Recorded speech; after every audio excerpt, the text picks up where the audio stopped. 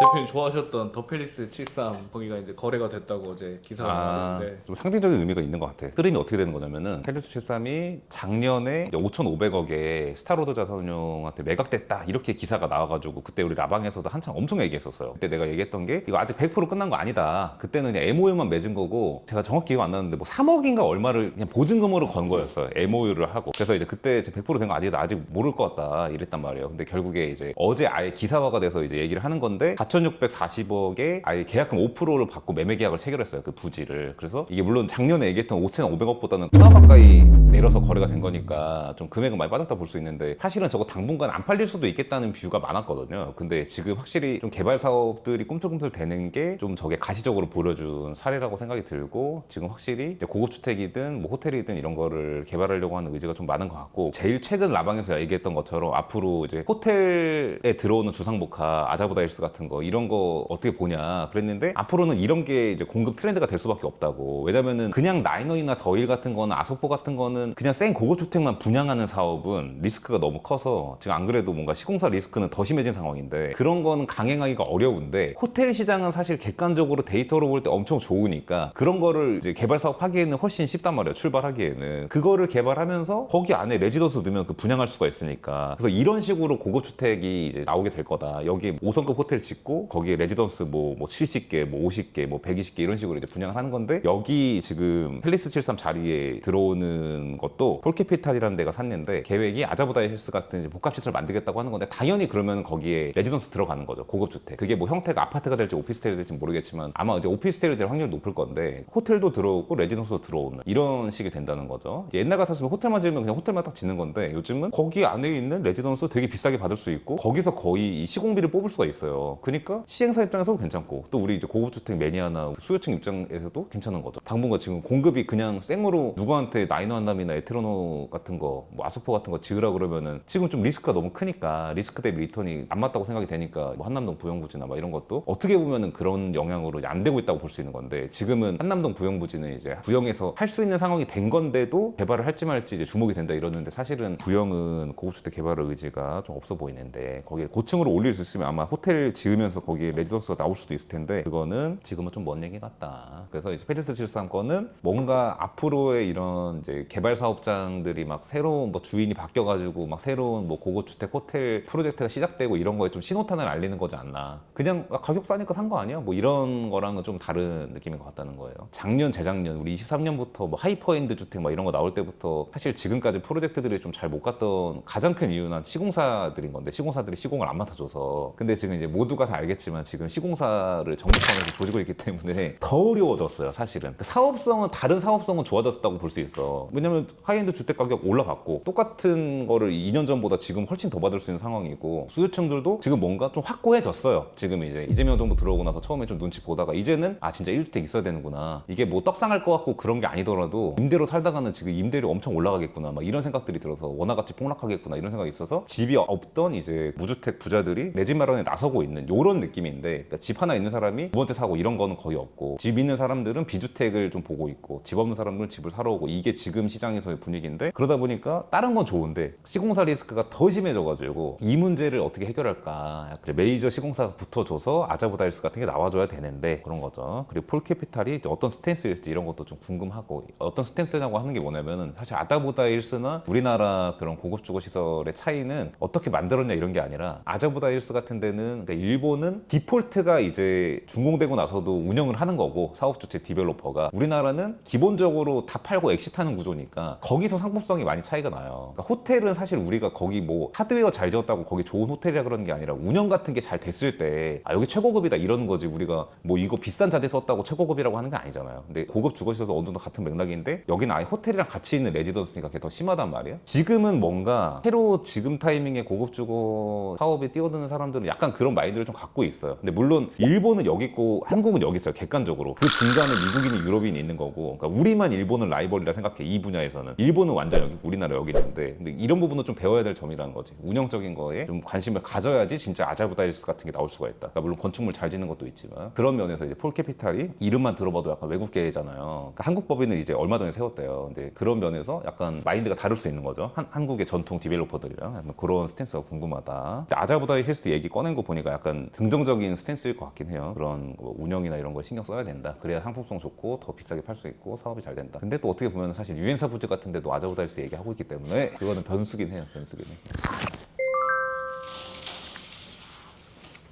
그리고 이제 11월 달 입주를 앞두고 있는 청담리, 청담리에. 요즘 가장 이슈 중에 이슈잖아요. 청담리엘은 지금 제가 청담리엘 관련해서 올린 그 쇼츠 중에 2개 정도가 좀 이제 그 청담리엘 검색했을 때 자주 나오는 게 있어요. 그러니까 조회수가 좀 상대적으로 많이 나온 애들. 근데 거기서 작년 9월이더라고, 절묘하게. 그때 청담리엘 청약할 때 청담리엘 어떠냐? 그래서 제가 당연히 원베일리 정도거나 아니면은 그 이상이다. 근데 요즘 하도 반포가 하도 가니까 이런 얘기하면 사람들 의아해한다. 그리고 실제로도 댓글에 막 그런 반응이었어요. 청담리엘이 원베일리보다 높아야 될, 비싸야 될 이유를 전혀 모르겠다, 막 이런 반응이었는데, 지금은 사실은 별로 사람들 의아해하지 않잖아요. 청담동에는 그런 이제 대단지 일반 아파트가 지금까지 없었으니까 청담동에 있는 기존 아파트 평당가랑 원베일리랑 비교하면 안 되는 건데, 그러니까 이거를 좀 여기는 마이너스 점수 주고 원베일리는 더 높게 봐야 되는 건데, 그걸 감안해서 낮춰서 밸류에이션을 해야 되는데 사람들은 그냥 그때 당시 가격만 보니까 원베일리가 훨씬 비싸지, 청담동 아파트는 그 반포 아파트랑 게임이 안 돼, 막 이런 반응들이 있었는데, 지금은 뭔가 또 청담 르엘이다 이렇게 가는 분위기가 있는 게 좀 웃기다니까. 그때 사전 점검 때부터 막 역대급이다 뭐다. 근데 사실 사전 점검 그냥 가듣기 전에도 사실 사전 점검 크게 뭐 궁금하지가 않았던 게, 내부가 어떻게 나오든 중요하지 않아요. 우리나라에서 지금 저런 이제 아서포 나인원 같은 진짜 하이엔드 말고 여기 일반 아파트 중에 대장, 그러니까 대단지 일반 아파트 중에서 대장은 원베일리도 입주할 때 막 문제를 그런 일이 있었는데 지금 시장 가격이랑 전혀 상관없잖아요. 그러니까 르엘이 내부 마감이나 이런 게 좋으면 좋겠지만 그런 게 안 좋아도 솔직히 상관이 없어. 그냥 다 뜯어 고쳐도 되고, 집값에 비해 그 인테리어 보수 비용이 너무 작아요. 집값이 막 100억이 넘는데 그냥 50평만 해도 이제 100억이 넘잖아. 50평대만 해도. 그렇습니다.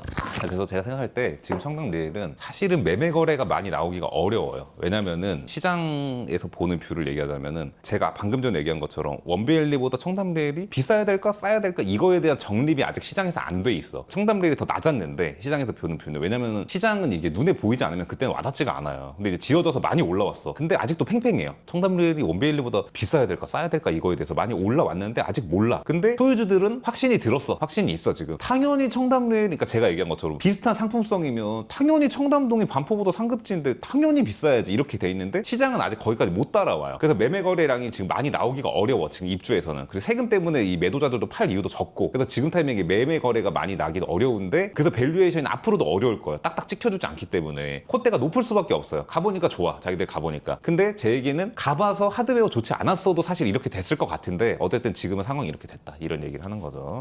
그러니까 요즘에 제가 이제 추석 직전이기도 하고 소비자들, 구독자, 시청자들과 이렇게 소통하면서 느끼는 점은, 지금은 집을 살 수 있는 사람은 갈아타기거나 무주택이거나 이런 분들은 비토어제 지역에 가서, 비규제 지역에 가서 전세 끼고 사는 게 가장 효율적일 수밖에 없고, 구조적으로. 왜냐면 6억밖에 대출이 안 나오니까. 지금 개인이 활용할 수 있는, 아파트에서 개인이 활용할 수 있는 최대 레버리지가 전세 끼고 사는 거예요. 근데 규제 지역, 그러니까 토어제에서는 그걸 못 사니까 지금 거의 규제 지역 이꼴 토어제잖아. 그게 대표적으로 성수동이라든지 성동구라든지 마포구라든지 아니면 여의도의 이제 비재건축 단지들, 이런 건데, 이제 그런 것들이 지금쯤부터 추석 이후까지 그 활발할 수밖에 없어요. 왜냐면은 지금 누가 봐도, 이거는 뭐 부동산 전문가가 아니고 아니어도 그냥 동네에서 지나가다 뉴스 한번 본 사람이어도 성동구랑 마포구를 조만간 규제 지역이나 토어제를 묻겠구나, 이 생각. 언제가 될지 모르는데 추석 직후가 될 수도 있고 내년 1분기가 될 수도 있고 있어요. 그때 사면은 6억밖에 대출을 못 받는데 지금 사면 반 정도 전세 끼고 살 수가 있으니까 당연히 그게 활발하고, 당장 거주를 못 하더라도 전세 끼고 사놓는 거예요. 그러니까 트리마즈 같은 거를. 근데 이미 좀 보여. 이미 지금 트리마즈 같은 거 팔리고 막 이런 거 보면은 그 영향이 있어요. 그러니까 아서포 같은 거는 이제 매물이 없고 엄청 비싸거나 이런 거고. 최근에 그거 있었어요. 그 우리 아서포 61평 엄청 저층 매물이 있었는데, 그거 예전에 저한테 110억에 들어갈까요? 이래서 쇼츠에서 그거 올렸는데 나 진짜 모르겠다 이런 거였는데, 그 80억에 거래가 된 게 실거래가 떴어요. 그러니까 모르는 사람들이 볼 때는 135억에서 55억이 빠졌네 이렇게 되는 건데 얘는 이제 저층이고 이제 고층의 차이가 그 정도로 엄청난 거죠. 그러니까 저층도 완전히 그냥 2층 이런 것들은 사실은 한강뷰도 안 보이고 그냥 단지 안에밖에 안 보이기 때문에 아소표에서 이 로열과 비로열의 차이가 이제 얼마나 나는지를 너무 잘 보여준 거죠. 보통의 대단지 일반 아파트는 로열과 비로열 해봤자 10% 차이 나는데 이거는 지금 얼마가 차이 나는 거예요? 80억하고 135억이면 극단이긴 한데 135억에 팔린 것도 완전 최고 로열은 아니기 때문에 아소포 최근에 이제 80억 몇몇 거리 이거는 별로 또 화제가 안 됐어요. 또 신기하게 이제 뭐 빠졌다 뭐 이런 식으로 기사가 나올 수도 있을 것 같다 생각했는데 또 그렇진 않더라고. 그래가지고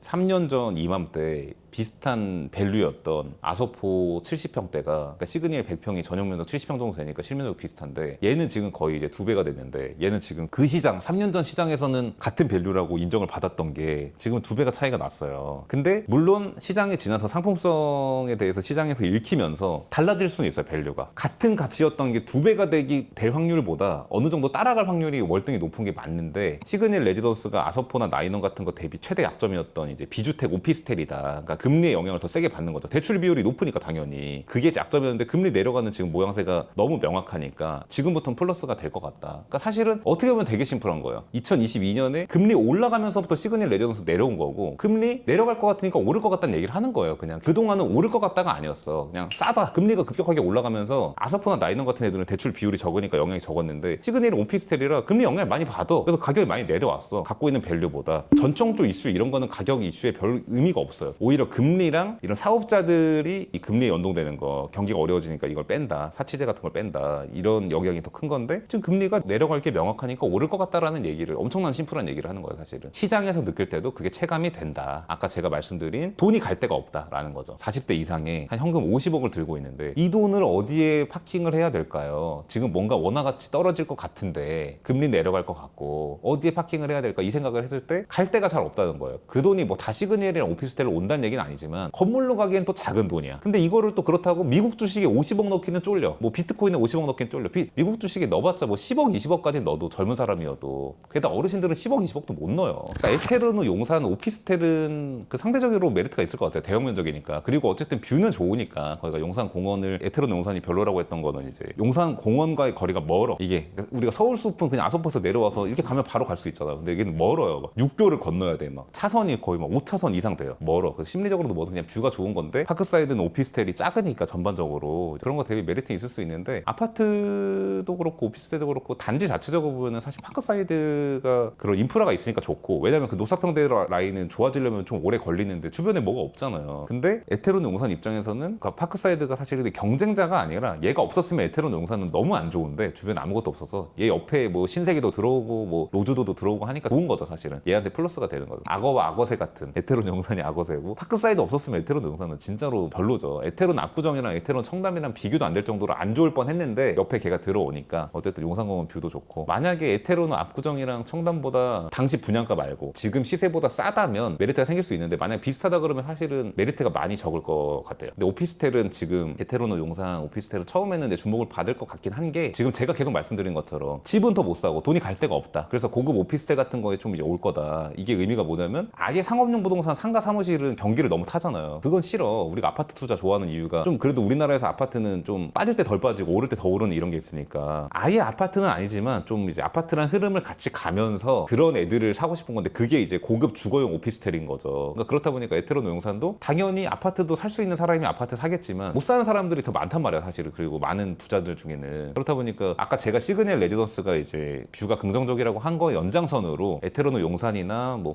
파크사이드에 좀 면적이 있는 오피스텔이나 이런 거는 좀 부자들이 좀 군침을 흘릴 만한 상품은 맞는 거 그런 섹터는 맞죠. 근데 가격이 사실 워낙 비싸니까 이제 그런 싸다 비싸다 얘기를 할 때는 비싸다는 얘기를 하는 거고 에테르노 용산도 지금 예상 가격이 뭐 못해도 100억 후반 뭐 200억대 될 거기 때문에 그런 얘기를 하는 거고 그런 이제 고급 주거용 오피스텔 섹터의 전망이 어떠냐 보면은 그냥 심플하게 그냥 금리 낮아지니까 오를 것 같다라는 얘기를 하는 거고 아파트는 못 사게 만들어놨으니까 돈이 갈 데가 없을 것 같다. 이렇게 부동산 몰빵인 나라에서 돈이 갈 데가 없을 것 같다. 건물은 너무 무겁다. 그렇다고 50억짜리 꼬마 빌딩 역삼동에 있는 거 지금 공실 천진 거를 사기가 쉽지 않잖아요. 사실은 그런 거는 그런 아주 심플한 얘기를 하는 겁니다.